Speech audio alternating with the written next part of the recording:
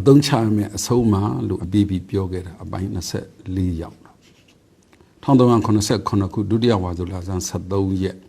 2015ခု9လပိုင်း29ရက်ဗုဒ္ဓဟူးနေ့ကပြောခဲ့တဲ့ဆုံးမလေးပေါ့လေမိဘတွေရဲ့အတွေ့အကြုံတွေကတန်ဖိုးမဖြတ်နိုင်ပါဘူးသားသမီးတွေရဲ့အတွေ့အခေါ်တွေဟာတန်ဖိုးရှိလာပါတယ်အတွေ့အကြုံနဲ့အတွေ့အခေါ်တဦးပေါ်တဦးတန်ဖိုးထားနားလည်ကြရင်မိသားစုတွေကြီးဝါတိုးတက်အောင်မြင်ကြပြီပေါ့တဲ့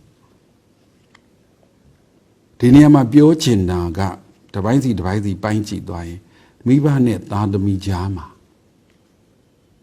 အင်္ဂလိပ်လိုပြောရင်တော့ conflict ပေါ့လေထိတ်တိုက်တွေ့ဆုံမှုတွေရှိကြတယ်မျက်နှာချင်းတိုင်းဆုံလို့ကိုမရအဆင်မပြေတာတွေရှိကြတယ်အဲ့ဒါလေးကိုလည်းအဓိကထောက်ပြတာလည်းရှိတယ်ဘာလို့မိဘတွေနဲ့သားသမီးတွေအဲ့လိုဖြစ်ရတာလဲအတွေ့အကြုံနဲ့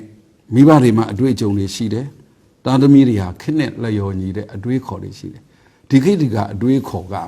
သားသမီးတွေကဒုက္ခဒုက္ခမှာသူတို့အတွေ့အခေါ်နဲ့ကကိုက်ညီတယ်လေလျော်တယ်လေဒါကိုဆိုလို့တဲ့သဘောပါဒါမြင့်မိဘတွေနဲ့သားသမီးတွေဟာတဦးနဲ့ထိတ်တိုက်ရင်ဆိုင်မှုတွေဖြစ်နေတာလားအတွေ့အကြုံနဲ့အတွေ့အခေါ်နဲ့ထိတ်တိုက်ရင်ဆိုင်မှုတွေဖြစ်နေတာလားအဲ့ဒါလို့ခွဲခြားကြည့်တဲ့အခါမှာမိဘနဲ့သားသမီးထိတ်တိုက်ရင်ဆိုင်မှုတွေရှိသလိုဆရာနဲ့တပည့်တွေလည်းရှိတာကြီးသူနဲ့ငယ်သူလည်းရှိတာခေါင်းဆောင်နဲ့နောက်လိုက်လည်းရှိတာတက်တူရွယ်သူအချင်းချင်းလည်းရှိတာဒါတော့ပုဂ္ဂိုလ်တတ်မှတ်ချက်နဲ့ပြောပြတာပေါ့လေ conflict ဖြစ်တော့ထိတ်တိုက်ရင်ဆိုင်မှုတွေရှိတယ်ဆိုတော့ဘာလို့များထိတ်တိုက်ရင်ဆိုင်ရတာတုံးလို့မေးရင်မိဘနဲ့သားသမီးဆရာနဲ့တပည့်ခေါင်းဆောင်နဲ့နောက်လိုက်ကြီးသူနဲ့ငယ်သူနဲ့ကြီးသူဆိုဒါတွေကအဓိကနေရာယူတာမဟုတ်ဘူးဘာနဲ့ထိတ်တိုက်ရင်ဆိုင်ရတာလဲထိတ်တိုက်ပုတ်တိုက်မှုတွေရှိရတာလဲဆိုတော့အတွေ့အကြုံနဲ့အတွေ့အခေါ်နဲ့တချို့အတွေ့အကြုံတွေကတန်ဖိုးကိုမဖြတ်နိုင်မိဘများသောအားဖြင့်ပြောတော့မိဘရဲ့အတွေ့အကြုံအဖေရဲ့အတွေ့အကြုံအမေရဲ့အတွေ့အကြုံဆရာမတွေရဲ့အတွေ့အကြုံဆရာရဲ့အတွေ့အကြုံခေါင်းဆောင်ရဲ့အတွေ့အကြုံကြီးသူတွေရဲ့အတွေ့အကြုံတကယ်တန်ဖိုးမဖြတ်နိုင်ဘူးအချိန်ကာလနဲ့ရင်းနှီးခဲ့ရတာတွေငွေကုန်လူပန်းနဲ့ရင်းနှီးခဲ့ရတာတွေဒါမှမဟုတ်အတွေ့အကြုံတွေကတန်ဖိုးမဖြတ်နိုင်ဘူးဒါမြင်အတွေ့အခေါ်ရောဒုက္ခသူ့အခြေအနေနဲ့သူအတွေ့အခေါ်ဆိုတာအတွေ့အခေါ်ကတန်ဖိုးရှိတယ်တန်ဖိုးမဖြတ်နိုင်တာနဲ့တန်ဖိုးရှိတာနဲ့တန်ဖိုးရှိတယ်ဆိုဘယ်လောက်ရှိသလဲတန်ဖိုးအများကြီးရှိတာလူငယ်တွေဆိုတော့တန်ဖိုးရှိတာလေတန်ဖိုးရှိတဲ့အတွေးခေါ်တစ်ခုကြောင့်တန်ဖိုးကြီးမားတာတွေရတော့ကြတာအလုံးအသိပဲဒီခေတ်ဒီခါနဲ့သူ့အခြေအနေခေတ်အခါလိုက်ကြည့်ပြီးတော့အတွေးခေါ်မှန်ကန်တဲ့အတွေးခေါ်တင့်တော်တဲ့အတွေးခေါ်လျော်ညီတဲ့အတွေးခေါ်တွေးခေါ်နိုင်တဲ့သူဟာလူငယ်ပဲသားသမီးတွေပဲတပည့်တွေပဲဒုက္ခကိုအသက်အရွယ်နဲ့ပါနဲ့တန်ဖိုးရှိတယ်အဲ့ဒီအတွေးခေါ်တန်ဖိုးရှိတဲ့အတွေးခေါ်လေးတစ်ခုကြောင့်တန်ဖိုးမဖြတ်နိုင်တဲ့အကျိုးတွေအများကြီးရသွားတယ်ဘယ်ဟာကိုလုံးမေးရွှေနဲ့တန်ဖိုးဟိုတိုင်းမှာလားငွေနဲ့တန်ဖိုးကိုတိုင်းမှာလားယာရုနဲ့လားစီးပွားဥစ္စာနဲ့လားဂုံသိမ်နဲ့လားပညာရေးနဲ့လားလူမှုရေးနဲ့လားတိုင်းချင်တဲ့အရာတွေနဲ့တန်ဖိုးရှိတယ်တန်ဖိုးကြီးတယ်တန်ဖိုးများတာကိုတိုင်းရင်အဲ့ဒါအားလုံးကဘယ်ကနေပေးလိုက်တော့အတွေးခေါ်ပေးလိုက်တာတန်ဖိုးရှိတဲ့အတွေးခေါ်လေးတစ်ခုကပေးလိုက်တာဒါသားသမီးတွေလူငယ်တွေဘက်ကအတွေးခေါ်မိဘတွေရဲ့အတွေ့အကြုံတွေကတန်ဖိုးမဖြတ်နိုင်ပါဘူးသားသမီးတွေရဲ့အတွေ့ခေါ်တွေဟာ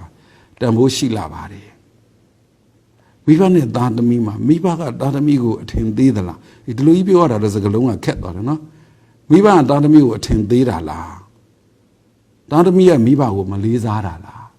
ဆရာတပည့်ကိုအထင်သေးတာလားတပည့်ကဆရာကိုမလေးစားတာလားဒါလေးကိုကြည့်ရင်မိဘကသားသမီးကိုအထင်သေးတာမဟုတ်ဘူးသားသမီးရဲ့အတွေးခေါ်ကိုကိုယ်အတွေးအကြုံနဲ့ရှင်ပြီး အတွေ့အကြုံမရှိတဲ့သူတွေပါကွာလို့ကိုအတွေ့အကြုံကိုတန်ဖိုးကြီးမားမားထားတော့အတွေ့အကြုံနေတဲ့သားသမီးတွေကိုအတွေ့အကြုံနေတဲ့တပည့်တွေကိုနောက်လိုက်တွေကိုတန်ဖိုးမထားတာဖြစ်သွားမရှိတယ်တန်ဖိုးရှိတယ်လူငယ်လူရွယ်တွေမှာရှိတယ်သူတို့အတွေ့ခေါ်တွေတော့ရှိတယ်လေသားသမီးတွေဘက်ကမိဘတွေကိုမလေးစားနိုင်ဘာဖြစ်လို့မိဘတွေရဲ့အတွေ့အကြုံကတန်ဖိုးရှိတော့လည်းပဲတခါလေမိဘတွေရဲ့အတွေ့ခေါ်ခက်နဲ့လျော်တာမျိုးနည်းသွားတတ်တယ်အဝင်ခွင့်ညမဖြစ်တတ်ကြအောင်အဲ့ဒါကိုသားသမီးတွေကမိဘကိုမလေးစားဘူးဆိုတာမျိုးဖြစ်သွားတယ်မိဘသူ့အသက်အရွယ်နဲ့အတွေ့အကြုံသူရှိတယ်လေအတွေ့ခေါ်ကြတော့ကွာတော့ဗောအဲ့လူငယ်တွေကလူကြီးတွေကိုတပည့်တွေကဆရာတွေကိုမလေးစားတာဟာ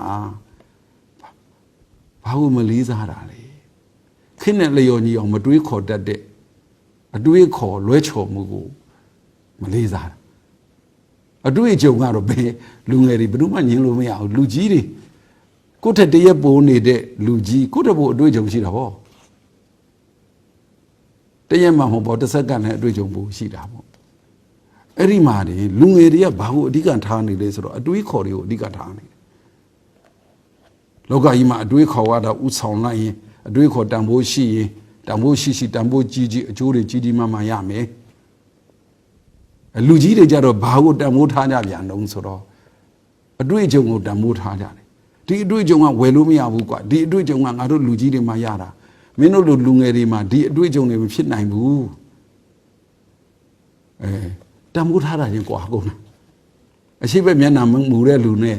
အနောက်ဘက်မျက်နှာမူတဲ့သူအရှိဘက်တန်ဖိုးထားအရှိဘက်မျက်နှာမူပါပဲအနောက်ဘက်တန်ဖိုးထားအနောက်ဘက်မျက်နှာမူပါပဲဒါမဲ့သူတို့တွေကမျက်နှာချင်းဆိုင်မရဘူးဆိုတာမျက်နှာချင်းဆိုင်တွေးရင်လည်းပဲတန်ဖိုးထားတဲ့အရာချင်းကွာနေတယ်မျက်နှာချင်းမဆိုင်ခြင်းမြန်ရင်လည်းကြောပေးပြီးတော့ဝေးတဲ့ဝေးသွားကြတယ်အဲ့ဒါကိုကွန်ပလက်ဖြစ်တယ်ခေါ်တာအဲ့တော့အတွေးခေါ်ကိုအာတန်တဲ့ပုဂ္ဂိုလ်တန်ဖိုးထားတဲ့ပုဂ္ဂိုလ်ကအတွေးအကြုံတွေကိုပါလေးစားလိုက်စမ်းပါလားတန်ဖိုးထားကြည့်လိုက်စမ်းပါလားအတွေးအကြုံကိုတန်ဖိုးထားတဲ့သူကအတွေးခေါ်လေးတွေကိုပါတန်ဖိုးရှိတယ်လို့နားလည်ပြီးလိုက်ပါလားဒီနားလည်မှုလေးဟာအတွေးခေါ်နဲ့ဒီမှာရေးထားတာဒီအဆုံးမှထားတာကအတွေးအကြုံနဲ့အတွေးခေါ်တဥပေါ်တဥတန်ဖိုးထားနားလည်ကြရင်အတွေးခေါ်ကိုပိုင်တဲ့သူကလည်းပဲအတွေးအကြုံကိုတန်ဖိုးထားနားလည်လိုက်စမ်းပါအတွေးအကြုံရင့်ကျက်တဲ့ပုဂ္ဂိုလ်ကလည်းအတွေးခေါ်ကိုတန်ဖိုးထားနားလည်လိုက်စမ်းပါလူချင်းနားလည်မှုမရခင်အတွေးခေါ်ကလည်းအတွေးအကြုံကိုအတွေးအကြုံကလည်းအတွေးခေါ်ကိုလို့နှစ်ခုလုံးတန်ဖိုးရှိတယ်နှစ်ခုလုံးတန်ဖိုးထားရမယ်နှစ်ခုလုံးတန်ဖိုးကြီးတယ်လို့များအဲ့လိုနားလေကြရင်အတွေ့အကြုံနဲ့အတွေ့ခေါ်တဦးပေါ်တဦးတန်ဖိုးထားနားလေကြရင်အမှန်တော့အတွေ့အကြုံနဲ့အတွေ့ခေါ် conflict မဖြစ်တော့ထိတ်တိုက်ရင်ဆိုင်မှုမရှိတော့ဘူးဆိုရင်မိသားစုတွေကြီးပွားတိုးတက်အောင်မြင်ကြပြီပေါ်တယ်အတွေ့အကြုံရင့်ကျက်တဲ့ရင့်ကြီးမားတဲ့မိဘတွေကသားသမီးတွေရဲ့အတွေးခေါ်နဲ့ကိုယ်အတွေးခေါ်နဲ့ညှိပြီးတော့သားသမီးအတွေးခေါ်ဘက်ကိုကိုယ်အတွေးခေါ်နိုင်တယ်မြတ်တွေးခေါ်ပေးပြီးကိုယ်အတွေးကြုံနဲ့သွားရင်သားသမီးတွေကလည်းပဲကိုယ်အတွေးခေါ်လက်ဆက်တဲ့အတွေးခေါ်နဲ့မိဘတွေရဲ့လူကြီးတွေရဲ့အတွေးအကြုံနဲ့ပေါင်းဆက်ပြီးတော့လက်တွဲပြီးသွားနိုင်လူတစ်ယောက်မှလည်းအောင်မြင်မှုဖြစ်တာပဲအဲ့ဒီလူရဲ့မိသားစုလည်းကြီးဝတ်တိုးတဲ့အောင်မြင်မှုဖြစ်တာအဲ့ဒီလူအဲ့ဒီမိသားစုအဲ့ဒီပတ်ဝန်းကျင်အဲ့ဒီအတိုင်းဝိုင်းအဲ့ဒီရက်အဲ့ဒီရွာအဲ့ဒီမြို့အဲ့ဒီနိုင်ငံအဲ့ဒီအဖွဲ့အစည်းကြီးပေါ့လေကြီးပွားတိုးတက်မှုဖြစ်တာပဲဒါလေးတော့အေးအေးဆေးဆေးဟိုဘယ်လိုခေါ်မလဲ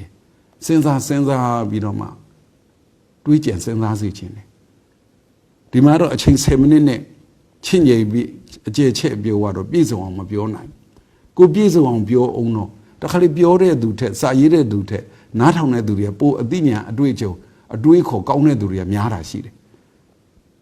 အဲ့တော့အတွေးခေါ်နဲ့အတွေ့အကြုံနဲ့အတွေးခေါ်နှစ်ဦးလက်တွဲပြီးတော့များခရီးဆက်ကြရင်ကြီးပွားတိုးတက်အောင်မြင်ပါတယ်အဲ့ဒါကိုပဲလူငယ်နဲ့လူကြီးများလက်တွဲကြရင်ဆရာနဲ့တပည့်များလက်တွဲကြရင်မိဘနဲ့သားသမီးများလက်တွဲကြရင် မိသားစုတွေအဖွဲ့အစည်းတွေကြီးပွားတိုးတက်အောင်မြင်ကြပါတယ်လို့ဒီအဆုံးအမလေးကိုရေးခဲ့ပြောခဲ့ပါတယ်ဒီအသုံးချရမယ်အဆုံးအမကိုသိပြီးအသုံးချနိုင်သဖြင့်အသုံးချတဲ့သူဖြစ်ကြီးပွားတိုးတက်အောင်မြင်တဲ့သူဖြစ်ပါစေတည်း